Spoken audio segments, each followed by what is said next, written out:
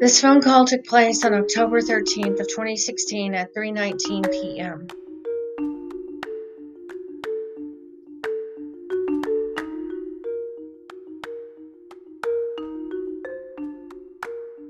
Hello? Yes, I'm calling to give you a warning, and this is the last time I am going to contact you. Yeah? If you show up when I am picking up the kids, and if you put your hands on me in any manner, legally that is considered assault, and I will call the police. I understand you think this is a joke. I understand you think that if the police get involved and I file charges on you that it's a joke. But I can assure you, if I have to call them out because you have put your hands on me when I have told you repeatedly to leave me alone, and if I have it on video, because I video record when I go pick up the kids, they are not going to think it's funny. And they are not going to think it's a joke. And if they see that you think it's a joke, it's going to piss them off. I have asked you to leave me alone. And I am just letting you know that if you continue to harass me and you show up while I am trying to pick up the kids and interfere and cause chaos, and especially if you put your hands on me in any kind of manner, when I have repeatedly told you to leave me alone, I will file charges. This is no joke.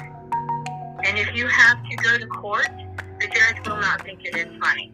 And when I said I have a new lawyer, I was not joking. I do have a new lawyer.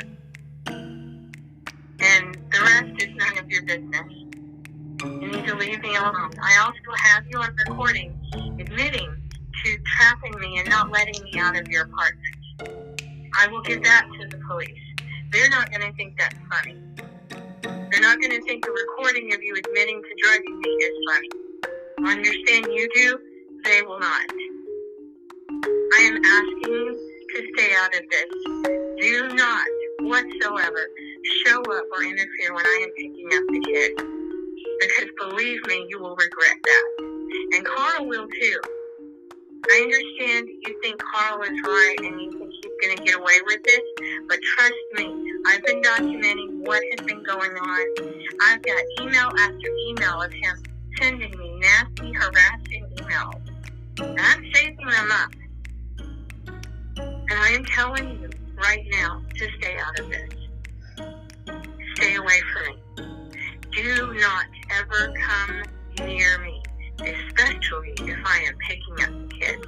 And don't ever put your hands on me, because you will regret that.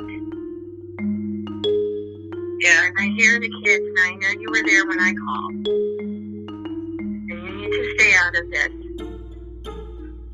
Stay away from me. Stay away from the kids. And especially don't show up if I am there to pick up the kids.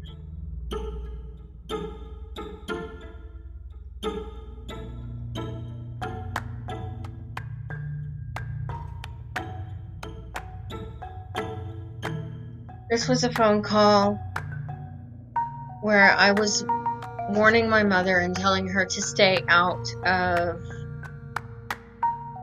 my relationship with my kids and my communication with my ex-husband, because she was not. My ex-husband knew that my mother could not be trusted around the kids. He knew that I did not feel comfortable with her around our kids. I had told him repeatedly that it was not a good idea to have her around our kids, and he would not listen to me. He deliberately had her around our kids, knowing she had admitted to drugging me with a narcotic so that my father could sexually assault me. And there were other victims of my parents' abuse. There were 3 other girls who were victims of my parents' abuse, my father's sexual abuse, and my mother's abuse, and the fact that she assisted my father and enabled him. Those girls' names were April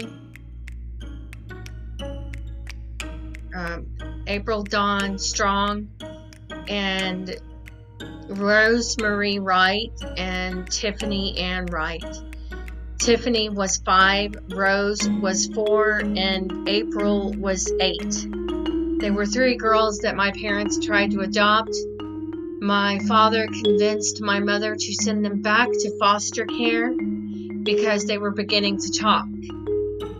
And they were beginning to say inappropriate things that were becoming obvious that they were being sexually abused by my parents. And my parents could not afford for their dirty little secret to get out. This is why I warned my ex-husband not to have our kids around my mother. My mother knew that Carl was being abusive. She knew that he was physically abusive to me. She knew that he was verbally abusive to me, but she didn't care. She had far more to gain in having a relationship with him than having a relationship with me. He was more stable financially, so she could go hang out at his house and eat his food. My mother would have literally thrown me under the bus for a Domino's pizza. My mother was 5 feet and 300 pounds. And my ex-husband knew this about my mother. He knew she would sell me out in a second for her own personal gain. And he took advantage of that. And he didn't care if in the process of taking advantage of the fact that my mother didn't really care about me, he was willing to put our children's safety in jeopardy by allowing her around them and allowing her to be alone with our kids.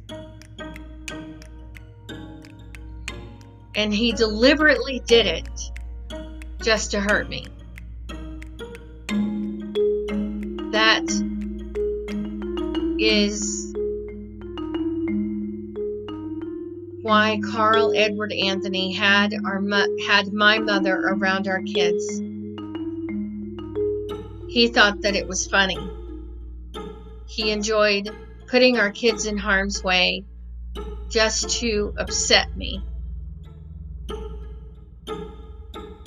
And unfortunately, people in the family court system have allowed him and given him a free pass to abuse our kids. And if he chooses to allow predators around our kids, especially anybody that has sexually abused me in my childhood around our kids, no one has a problem with him allowing sexual predators around our kids except for me. But obviously my opinion has become irrelevant.